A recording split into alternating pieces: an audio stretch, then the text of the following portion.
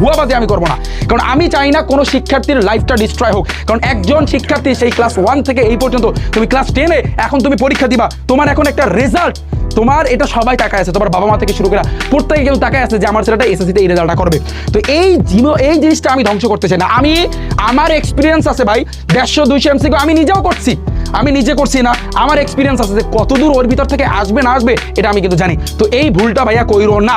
যদি তোমার পাস করার ইচ্ছা থাকে তাহলে তুমি করতে পারো, যদি তুমি একটা ভালো রেজাল্ট করতে চাও তাহলে মিনিমাম প্রত্যেকটা সাবজেক্ট দিয়ে ভাইয়া তোমার 500 এমসিকিউ, যে 500 এমসিকিউ আমি আমার ম্যারাথন ক্লাসে আমি ইনশাল্লাহ করাই দেবো, যা করাবো হুবাহু কমান, চ্যালেঞ্জ, ওপেন চ্যালেঞ্জ দিচ্ছি, যা করাই দেবো প্রত্যেকটা সাবজেক্টে, সায়েন্স আর্টস কমার্সে তোমরা যেই গ্রুপের শিক্ষার্থী না কেন, যা করাই দেবো সেগুলো হুবাহু কমান। পরীক্ষার আগে তোমরা ক্লাস পাবো, আমরা শিডিউল অনুযায়ী কিন্তু ক্লাসগুলো সাজাচ্ছি, আমাদের ক্লাসগুলো কিন্তু প্রায় নেওয়া শেষ, ইনশাল্লাহ তোমরা দেখতে পারবা ক্লাসগুলো। আমার রিফাত একাডেমি, এই যে দেখো ইউটিউব চ্যানেলটা তোমরা দেখতে পারতো, এই যে ইউটিউবে গিয়ে রিফাত একাডেমি লিখে সার্চ দাও, আমার এই যে চ্যানেলটা দেখতে পারতো, এখানে তোমরা ইনশাল্লাহ ক্লাসগুলো পাবা শিডিউল অনুযায়ী ভাইয়া তোমরা কিন্তু ক্লাসগুলো দেখতে পারবা। তোমরা জানো তোমাদের জন্য সাজেশন আমি দিয়েছি, জাস্ট আমার ইউটিউব চ্যানেলে আসো, প্লে লিস্টে যাও, প্লে লিস্টে ক্লিক করলে এসএসসি 2026 অল সাজেশন, ক্যালকুলেটর হ্যাক্সের কিন্তু আমি ক্লাস দিচ্ছি, সাধারণ গণিত, উচ্চতার গণিত, আইসিটির ক্লাস আছে, ম্যাথের ক্লাস আছে, উচ্চতার গণিতের ক্লাস আছে, পদার্থ, ইংরেজি গ্রামারের উপর কিন্তু আমি সিরিজ আনতেছি, অলরেডি উইথ ক্লোজের উপর কিন্তু ক্লাস দিচ্ছি, উইথ ক্লোজ। পুরো বাংলাদেশে যত শিক্ষার্থী আছে উইথ ক্লোজে কিন্তু সমস্যা আছে, কারণ উইথ ক্লোজ পারতে গেলে তোমার parts of speech article preparation জানা লাগে, যেটা কিন্তু আমি এক ক্লাসে কিন্তু কমপ্লিট করে দিচ্ছি। তুমি জাস্ট এখানে ক্লাসটা দেখো, রাইট ফর্ম অফ ভার্ব পুরো বাংলাদেশের শিক্ষার্থী এখনো করতে পারে না, সব করতে পারে না, অলরেডি কিন্তু ক্লাস দিচ্ছি।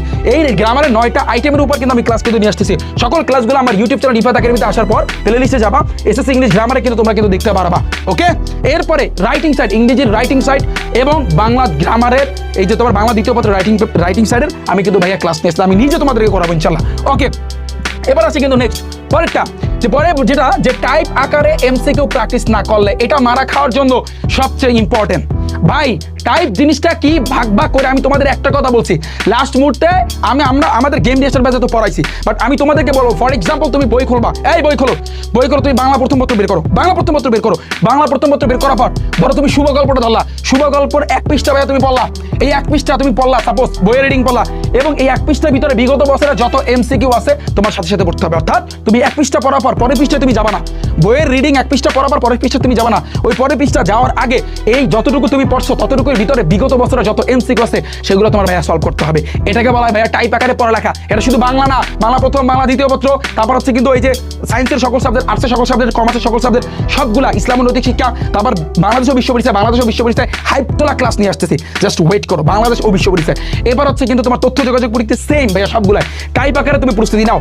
টাইপ আকারে ম্যাথ না করে টেস্ট পেপার সলভ করো, ওই যে বললাম যে কুত্তার মতো যে সারাদিন টেস্ট পেপার সলভ করলে কোনো কাজে আসবে না, বুঝো না?